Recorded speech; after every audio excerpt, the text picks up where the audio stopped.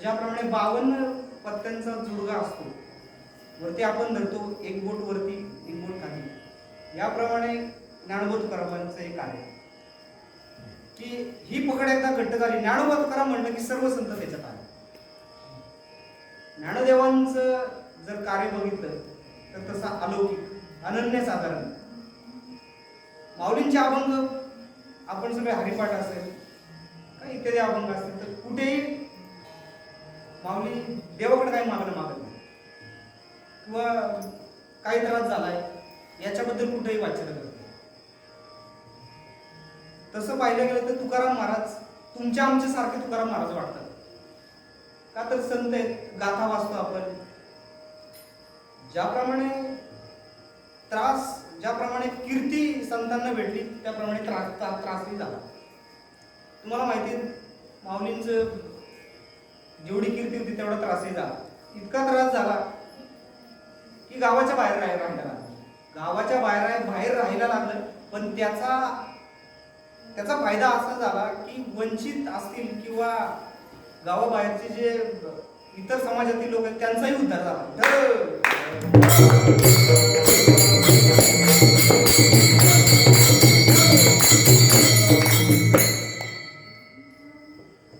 तसं पाहता तुकाराम महाराज तुमच्या आमच्यासारखे वाटतात. तुकाराम महाराज या अभंगातून आपल्याला सांगतात की माझा संतांवर किती विश्वास आहे किंवा संतांवर विश्वास ठेवल्यानंतर काय प्राप्त होतं.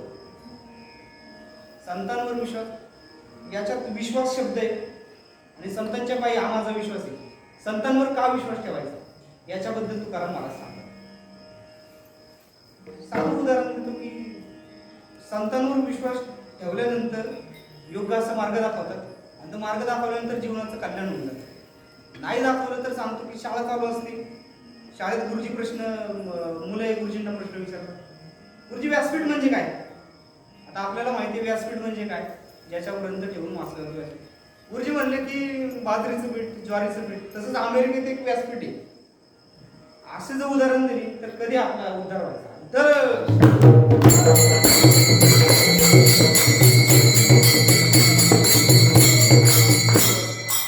याचप्रमाणे तुकाराम महाराज म्हणतात की आपण संतांवर विश्वास ठेवल्यानंतर काय होतं.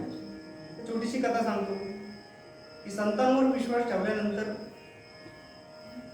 काय फायदा होतो. एक राजा असतो, राजाची नगरी असते, राजा दुष्काळ पडलेला असतो.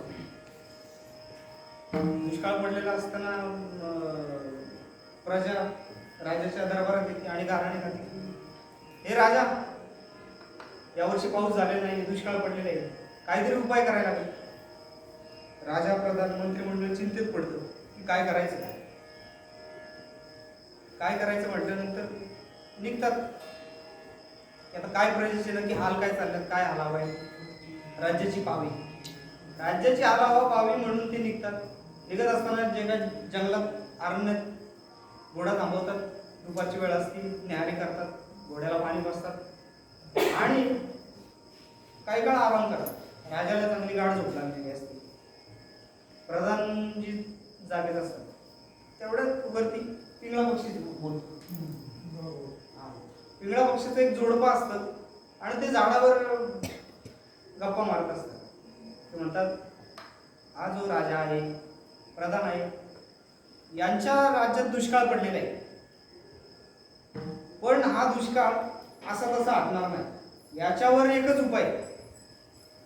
ती पिंगळ्याची मादी असते, ती म्हणते काय उपाय. तर तो म्हणतो की या राजाच्या गावातली जी विहीर आहे, त्या विहिरीत या राजाचं मुंडकं कापून रक्त टाकलं तर त्या विहिरीला पाणी येईल आणि संपूर्ण राज्याचा दुष्काळ हटेल. हे सर्व प्रधान ऐकत असतो. प्रधानाला विद्या अवगत असते पक्षांची, तो ऐकत असतो. तो ऐकतो आता ऐकता ऐकता ती मादी म्हणते की अहो तुम्ही असं म्हणताय, राजा मेला तर मग उपयोग काय आहे त्याचा, जीव जाऊन प्रजा उघडी करेल काय त्या पाण्याचा उपयोग. तो म्हणतो की असं नाही, त्याच्यासाठी एक उपाय. या शेजारच्या वृक्षाची मुळी ती उघडून जर परत त्या राजाच्या मानेला लावली तर तो राजा पुन्हा जिवंत होईल. हे प्रधान सर्व ऐकतो. पशुपक्षी निघून जातात. प्रधानजी विचार करतो की राजाला तर आता मारण्याशिवाय गत्यंतर नाही, त्याशिवाय दुष्काळ हटणार नाही. मग प्रधानजी विचार करतो की कशावर नाही पशुपक्ष्यांचं घर आहे. तो तिथली तलवार घेतो आणि खाटशिरी आपलं करंगळी तोडतो. रक्त वाहत असतो. तिथली मुळी घेतो आणि आपल्या करंगळीला लावतो. करंगळीला लावल्यानंतर करंगळी पूर्ववत होती. आता विश्वास पडला की उपाय काम करतोय. तलवार घेतो, चढांत करणारा शेवटी मालक असतो, राजा असतो. पण आता प्रजेच्या हितासाठी तरी पाऊल उचलायला लागणार. राजा झोपलेला असतो, दोन्ही पायाच्या मधोमध राजा असतो. एका साईडला होतो. तलवार उगारणार तेवढ्याच राजाचं एका सेकंदात डोळे उघडतात. त्याच सेकंदात राजा परत डोळे झाकून देतो. डोळे झाकल्याबरोबर खाटशिरी मुंडकं वाजलं होतं. प्रधानजी रक्त घेतो आणि विहिरीत टाकतो. पाणी तक्षणी पाणी येतं. दुष्काळ हटला. प्रधानजी ती मुळी घेतो, राजाच्या मानेला. राजाला काय माहिती काय झालं काय नाही एवढंच कळतं येतात घरी, दिवस जात असतात. दुष्काळ आटला कसं काय विहिरीला पाणी आलं. पण प्रधानाच्या सारखं मनात ती खंत असते की राजाने 1 सेकंद आपल्याला पाहिले, पण राजा आपल्याला विचारत का नाही की तू असं का केलं, तू काय नक्की काय केलं. तर प्रधानजी आणि राजा एक दिवस असं फिरत फिरत चाललेले असतात. तर राजा विचारतो विहिरीला पाणी कसं काय आलं, दुष्काळ कसं काय आला. मग प्रधानजी हकीकत सांगतो की बाबा असं झालं तसं झालं. हा मग त्याच्यानंतर काय, ते मी ऐकलं, हे झालं ते झालं. मग प्रजा अशी तशी. हा त्याच्यानंतर काय. राजाला वाटत, प्रधानाला वाटत की राजा विचार तू मला तलवार उभारून नक्की केलं काय माझ्या. पण राजा काही विचारत नाही. शेवटी न राहून प्रधानजी म्हणतो की राजन, मला माहिती की मी तुमचं ज्यावेळेस मुंडकं उडवलं त्यावेळेस तुम्ही मला पाहिलेलं आहे, मग तुम्ही का विचारलं नाही मला की मी असं का केलं. राजा म्हणतो प्रधाना, अरे माझा तुझ्यावर इतका विश्वास आहे की तू जरी कोणाचा जीव जरी घेतला तरी तू सत्कार्यासाठी जीव घेशील. याचप्रमाणे तुकोबाराय म्हणतात नाही, याचप्रमाणे तुकाराम महाराज म्हणतात की संतांची पायी आम्हाला विश्वास, तुमचा आमचा विश्वास सर्व बाबीत असतो. तुमचा आमचा विश्वास घरी असतो, पोराला ट्रिपला जायचं असतं तर मुलगा येतो आईकडं, आई मला ट्रिपला जायचं. बाबांना सांग, बाबा मला ट्रिपला जायचंय. बरं ठीक आहे, किती पैसे पाहिजे. 200 रुपये. ठीक आहे, माझ्या पोटाच्या खिशात नाही, 200 घे बर का. मुलं घेतो, 200 घेतले का. तो म्हणतो हो बाबा 200 घेतले. हा आमचा तुमचा विश्वास.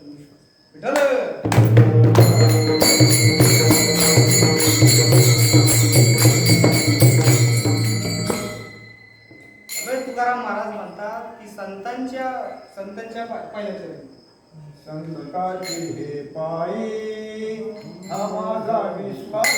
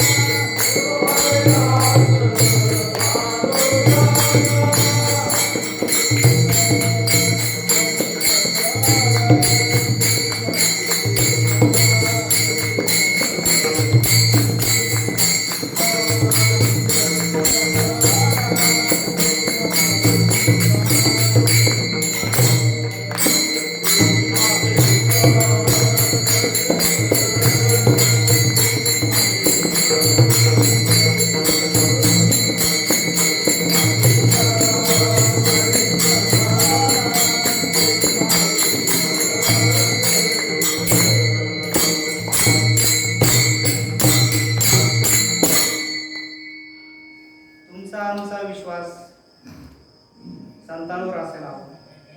संतांच्या व्याख्या तुम्ही आम्ही पाहता. आजच्या युगात संत म्हणणार माझं लग्न ठरत नाही, भावानी करणी केली, बायको माहेरी गेली परत आली नाही, मग बाबा बुवाकडे जायचं, मग तू कंडा देतो दोरा देतो. ते आजचे संत आहेत. निळोबारायांनी संतांची व्याख्या केली. त्याची संतती त्याची संत त्याची संत त्याची संत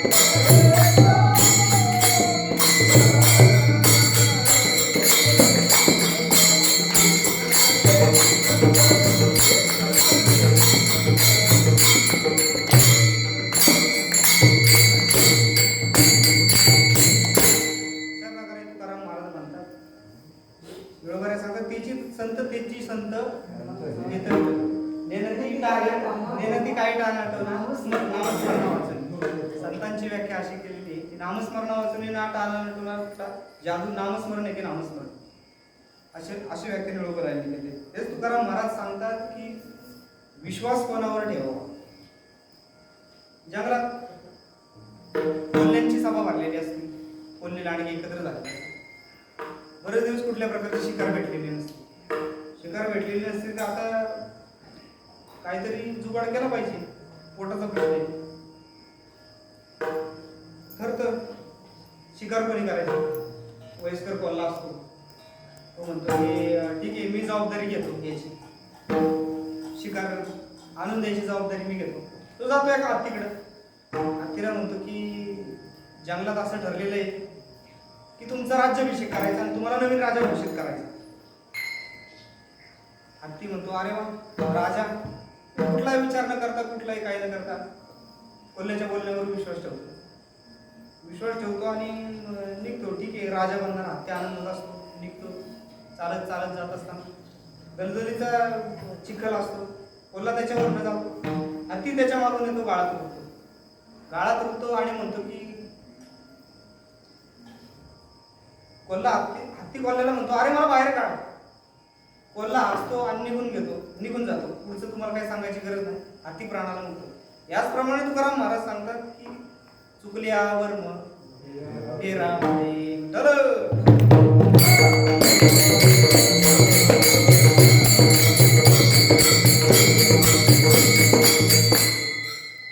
त्याचप्रमाणे तुकाराम महाराज म्हणतात संतांना पूर्ण भावाने पूर्णपणे शरण गेल्यानंतर ते आपले हित करतात दुसऱ्याचे.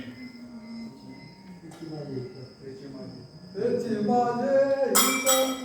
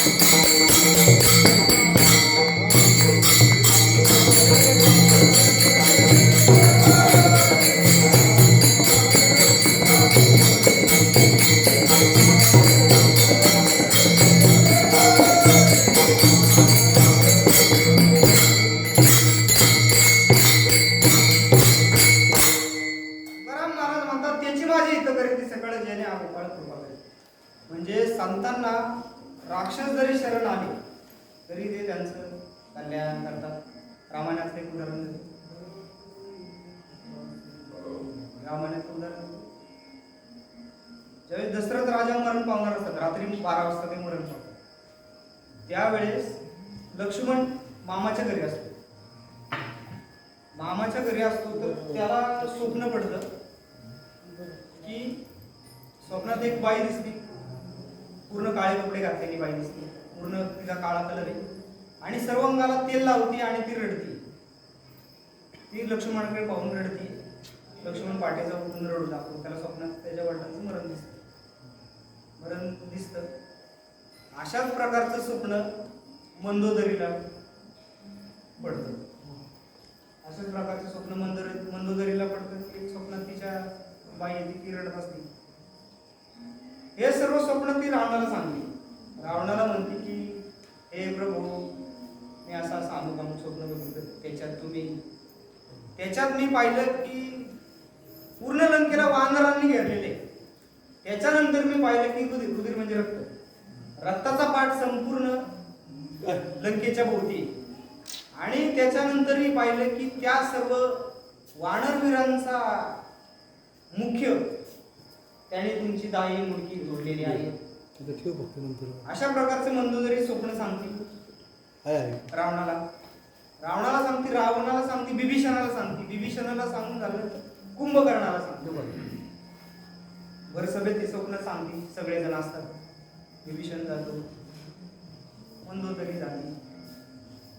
विभीषणाची त्याच्यात छोटीशी कथा सांगतो. विभीषण कशा प्रकारे भक्ती होती, कशा प्रकारे संतांवर, देवावर, रामावर विश्वास ठेवला आणि स्वतःचं कल्याण करून घेतलं. विभीषण बऱ्या पाठी उठत असतात. उठून तुळशीवर राम लिहिलेलं असतं. राम राम राम राम भजन चालू असतं. भजन चालू असताना हे सर्व राक्षस बघतात. राक्षस रावणाला सांगतात की प्रभू, तुमचे भाऊ, तुमचा कट्टर शत्रू असणारा राम, त्यांचं नाव घेतात, भजन करतात. विभीषण तुळशीच्या वाट्यावर राम लिहिलं, रांगोळी काढलेली असते. आणि रावणाला ही गोष्ट जाऊन ते राक्षस सांगतात की तुमचा भाऊ असं असं रामाची रांगोळी काढतो, त्याचं नाव घेतो. रावण विभीषणाला बोलवतो आणि म्हणतो की हे काय, मी काय ऐकलं की बाबा तू भजन करतो? नाही म्हणतो, दादा, हे साफ चुकीचं सांगितलेलं आहे. रावणाचा रा आणि मंदोदरीचा म, अशा प्रकारे कारण सांगून परत मूळ कथेवर येतो. विठ्ठल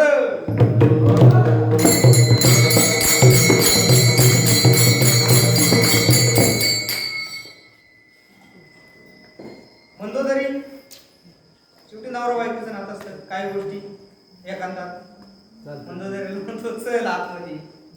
मंदोदरीला म्हणतो हा बरं, काय तू असं स्वप्न पाहिलं, त्याच्यात मला मारलंय, विभीषणाला इंद्रजितला मारलंय, कुंभकर्णाला मारलेले. ठीक आहे, मग याच्यावर तुझं म्हणणं काय? मंदोदरी म्हणती, प्रभू, याच्यावर माझं एकच म्हणणं की तुम्ही रामाला शरण जा. रावणाला राग येतो, त्या माकडांच्या राजाला मी शरण जाऊ. थोडा वेळ राग शांत होतो. मंदोदरीला सांगतो, बस इथं, मी तुला सांगतो, मला पण माहिती की मी रामाच्या समोर एका काडी इतकं पण माझं सामर्थ्य नाही. एकदा मी जंगलात जात असताना मला नारद मुनी भेटले होते. नारद मुनींना मी हा प्रश्न विचारला की मी रामाची प्राप्ती कशी करून घेऊ शकतो. आता रामायणाची गोष्ट माहिती आहे, आधीच सगळं गेली होती. मग आता राक्षस म्हटल्यानंतर भक्ती, भजन. रावण म्हणला माझा भाऊ पाठक 4 लाख आकड्याला उठतो तर माडो उठतो, तर मी भजन कधी करायचं? बरं ठीक आहे, मग तू वैरत्व घेऊ शकतो. माणूस आईला शिवी दिलेलं सहन करतो, बहिणीला शिवी दिलेलं सहन करतो, बायकोला शिवी दिल्यावर मग सुट्टी नाही कोणाला. त्याचं डोकं नारद मुनी सांगतात तू रामाची बायको पळव, त्याशिवाय तू भक्ती करू शकत नाही, तू वैरत्व घेऊ शकतो. माणसाला डोक्यात ठेवायचं म्हणलं नाही तर बाळगू का एक तर मी तुमची भक्ती करणार तर मी तुम्हाला शिवाय द्यायची तर मी तुमच्या डोक्यात राहणार. मग रावण सांगतो मंदोदरीला, अगं मंदोदरी, मी इतकाही स्वार्थी नाही की मी स्वतःचा विचार करावा आणि माझा उद्धार करून घ्यावा. मी तुमच्या सगळ्यांचा विचार केलेला आहे. माझ्या सर्व राक्षसांना हे प्रमाण मेढोक महाराजांची कथा ऐकलेली, कान्हेर महाराजांचं ऐकलं ते नामदेवरावांच्या अभंग नाथ महाराजांच्या यांच्यावर ओवे. तर मी एकट्याचाही स्वतःचा एकट्याचा विचार न करता संपूर्ण राक्षस कुळाचा विचार केलेला आहे की रामाच्या आत्म मरण आल्यानंतर आपला उद्धार होणार.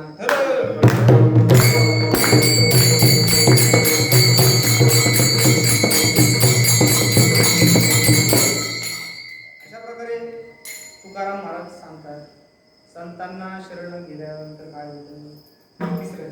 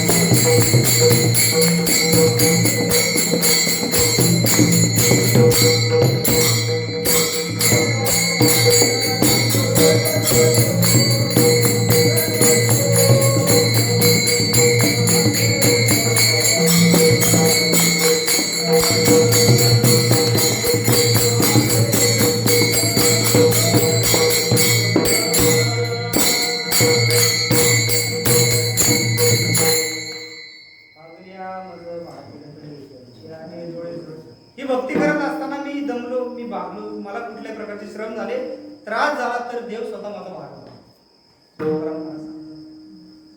छोटस उदाहरण सांगतो. भिल्लराजाची मुलगी शबरी, भिल्लराजाची मुलगी शबरी. भिल्लांचीच प्रथा आहे की लग्न ठरल्यानंतर कोकणाची दावण असते, कोकणाची दावण असते. तर त्या भिल्लराजाच्या शबरीचं लग्न ठरतं. लग्न ठरल्यानंतर पाहुणे बघायला येतात, सगळं कार्यक्रमावर तारीख ठरती, एंगेजमेंट ठरती, सगळं होतं. एंगेजमेंटच्या दिवशी साखरपुड्याच्या दिवशी बेत ठरतो त्यांचा. काय पंचपक्वान्नाचा आमरस चपाती, मला नाश्ता काय ठरत नाही. भिल्लराजा असतो, 12 कोकणांची दावण ठरती, 12 कोकणांची दावण ठरती. तर आता शबरी विचार करते की आधीच्या कीर्तनात सांगितल्याने 12 कोकणांची दावण ठरल्यानंतर शबरी म्हणते की माझ्या एकीच्या लग्नाकरता, माझ्या एकीच्या सुखाकरता 12 बोकडांचा बळी झाला. तिथून रात्रीची धूम ठोकती आणि मातंग ऋषींच्या आश्रमाचा पुढची कथा माहिती. मेरे रामजी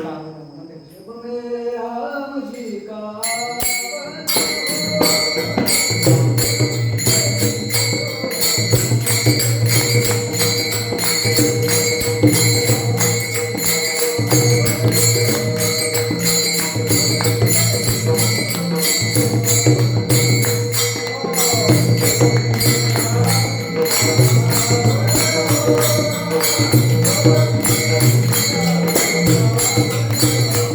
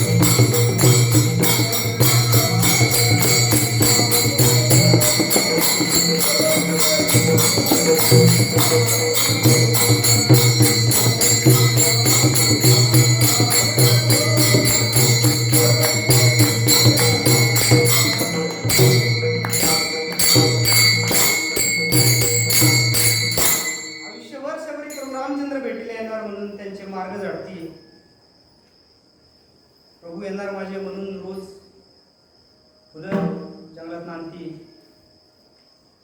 ज्या ज्या वाटा आश्रमाला येणार आहेत मातंग ऋषींच्या, त्या सर्व आश्रमाच्या वाटा आपल्या केसांनी झाडली. इतकं ते शबरीचं प्रभू रामचंद्रावर म्हणत होते. आणि असं प्रभू रामचंद्रावर प्रेम अशाच प्रकारे शबरीचा उद्धार झाला. याचप्रमाणे तुकाराम महाराज म्हणतात की संतांना शरण गेल्यानंतर आपलं कल्याण होतं. तुगा म्हणे शेष शेतीनं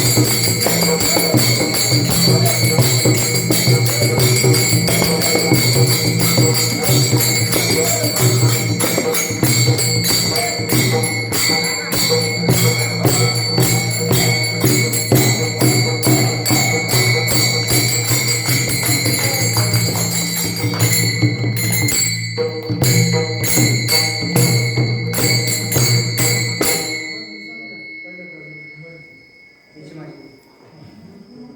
पहिले करून घे.